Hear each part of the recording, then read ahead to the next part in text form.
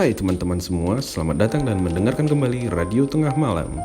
Di video kali ini kita bakal membacakan cerita-cerita yang sudah dikirim para kontri ataupun daripada kalian. Sebelum itu, jangan lupa klik tombol berlangganan ataupun tombol jempol ke atas. Jika kalian ingin mentraktir kopi, bisa kalian klik link di deskripsi atau scan di sudut layar kalian. Terima kasih dan selamat mendengarkan. Cerita ini dimulai di akhir pekan bulan November di tahun 2022. Saat itu aku sedang berada di rumah orang tuaku dikarenakan hari liburku dari tempat kerjaku. Rumah orang tuaku berjarak sekitar 120 km dari tempat di mana aku bekerja. Aku sering mendatangi rumah orang tuaku sekitar sekali dalam 2 minggu. Dan aku juga sering melakukan perjalanan dengan sepeda motor dikarenakan aku menyukai di mana aku bisa merasakan langsung jalanan tanpa dibatas-batasi seperti di dalam mobil. Hari itu sama seperti hari biasa di mana aku akan kembali menuju kosanku. Di sore hari, aku sudah menyusun segala barang-barang yang akan aku bawa. Bertepatan hari itu, orang tuaku sedang ada acara sehingga aku akan segera pergi tanpa pamit secara langsung kepada mereka.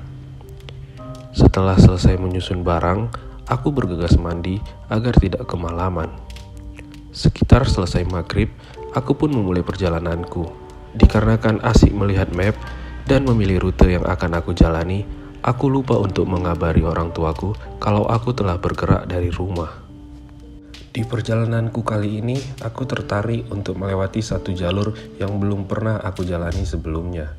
Dengan estimasi yang tidak jauh beda, aku memilih untuk melewati jalur ini. Awalnya, aku hanya melihat estimasi waktu perjalanan tanpa melihat jarak kilometernya. Sepanjang perjalanan, aku merasa seperti biasanya hingga aku mulai memasuki persimpangan jalan di mana aku harus memilih antara rute yang biasa dan rute yang belum pernah aku lewati. Kembali aku melihat map untuk memastikan jalan yang akan aku pilih. Setelah melihat kembali, aku tertarik melihat jarak kilometer dari jalur yang belum pernah aku lewati ini. Ternyata tidak sejauh dari jalurku yang biasanya. Dengan perbandingan itu, aku pun semakin yakin untuk melewati jalur yang baru ini. Sepanjang perjalanan, hari sudah mulai gelap. Aku berjalan dengan perasaan tertarik dengan apa yang akan aku lewati. Jika dari jalur biasa aku melewati jalan besar yang dimana perlintasan bus-bus antar provinsi, di jalan ini aku hanya melihat beberapa mobil dan pengendara sepeda motor. Aku pikir jalan seperti ini akan membuat perjalananku lebih cepat dikarenakan jalanan yang sepi. Setelah cukup lama aku berjalan, aku mulai memasuki daerah perkebunan sawit. Aku masih biasa saja, dikarenakan di jalurku yang biasa, aku juga melewati perkebunan sawit. Awalnya, jalananku masih aspal bagus, dan perlahan mulai memasuki jalan berlubang yang sangat dalam. Dalam pikiranku, pantas saja mobil bus tidak mau melewati jalur ini, dikarenakan jalanannya yang parah.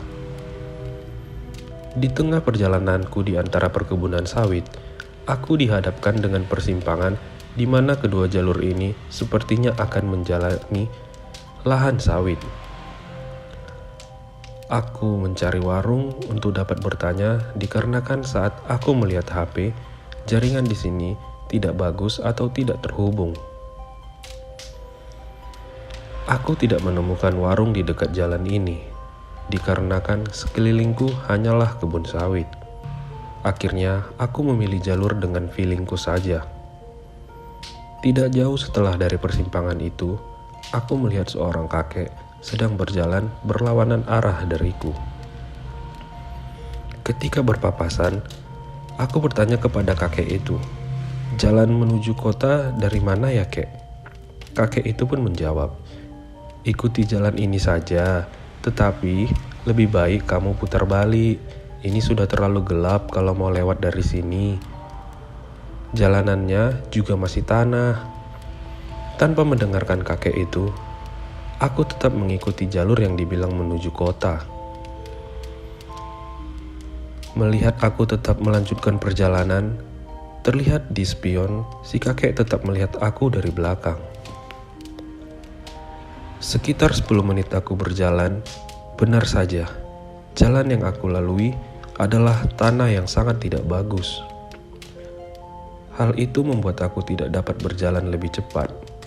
Dari sini, aku mulai tersadar kenapa jarak kilometer di map lebih dekat, tetapi estimasi waktunya tidak jauh berbeda.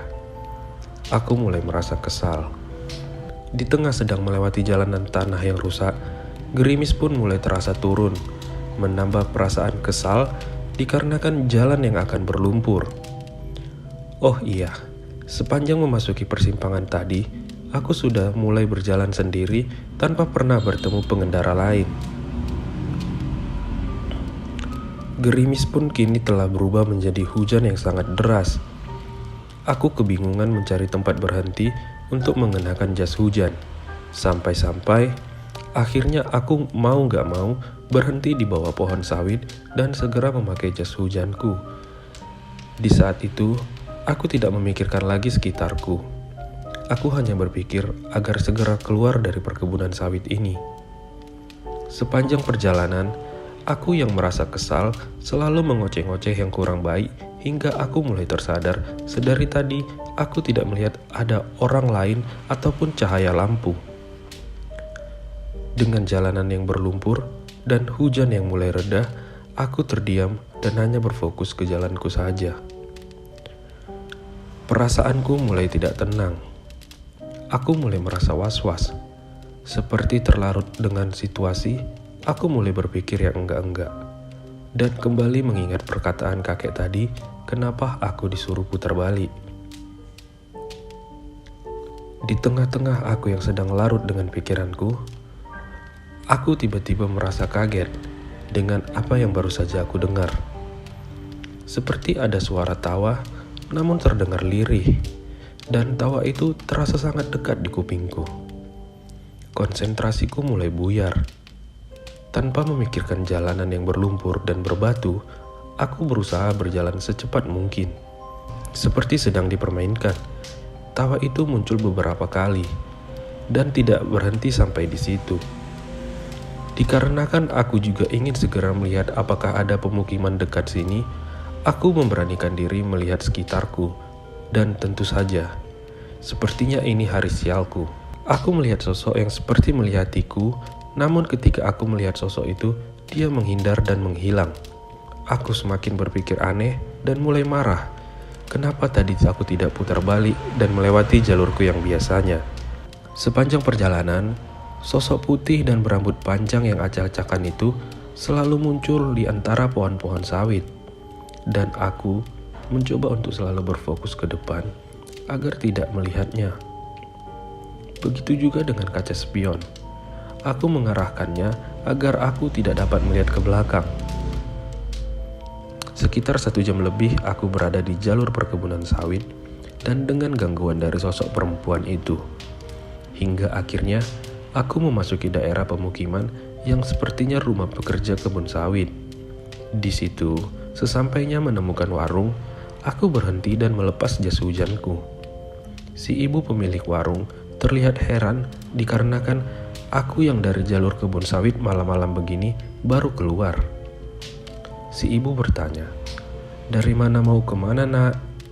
Aku menjawab, "Dari sini, Bu, mau ke kota." Si ibu pun bertanya kembali, "Kenapa lewat dari sini, nak? Mana udah malam lagi?" "Iya, Bu. Tadi saya lihat map, jalurnya bisa dari sini." "Oh alah, nak. Kenapa lewat dari sini? Sudah gelap." Si ibu bertanya. Aku pun menjawab, "Iya, Bu." Di dalam hati, aku ngerasa pasti si ibu ini tahu apa yang sudah aku jalani. Akhirnya, setelah beberapa menit beristirahat, aku memutuskan melanjutkan kembali perjalananku. Sebelum jalan, aku bertanya kembali pada ibu itu, "Bu, apakah akan melewati jalur kebun sawit lagi?" Si ibu menjawab, "Ikuti aspal ini saja, nak. Nanti bakal menuju jalur lintas." Setelah mendengar itu, aku pun segera berjalan. Sepanjang perjalanan ini, aku mencoba untuk tenang dari gangguan-gangguan yang baru saja aku alami. Dan tidak begitu lama, akhirnya aku berada di jalan lintas di mana pengendara lain sudah ramai, hatiku pun mulai tenang. Singkat cerita, aku pun sudah sampai di kosanku. Setelah sampai di kosan, aku memutuskan untuk membersihkan motorku dan juga bergegas mandi. Dengan pemikiran, semoga tidak terjadi gangguan-gangguan lagi. Hingga akhirnya, aku telah berada di kamar kosanku untuk beristirahat dan mencoba berdamai dengan apa yang baru saja kulalui.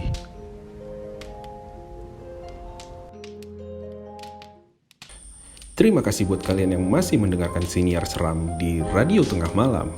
Bagaimana cerita yang barusan? Apakah kalian pernah mengalami pengalaman seperti cerita tadi? Atau punya pengalaman lain yang ingin diceritakan? Kalian bisa mengirim email ke email yang telah tertera di layar, agar bisa berbagi kepada teman-teman lainnya. Akhir kata, kita ucapkan terima kasih telah mengirimkan pengalaman kalian. Dan jangan lupa klik tombol berlangganan atau share ke teman kalian. Terima kasih, sampai bertemu di siniar berikutnya.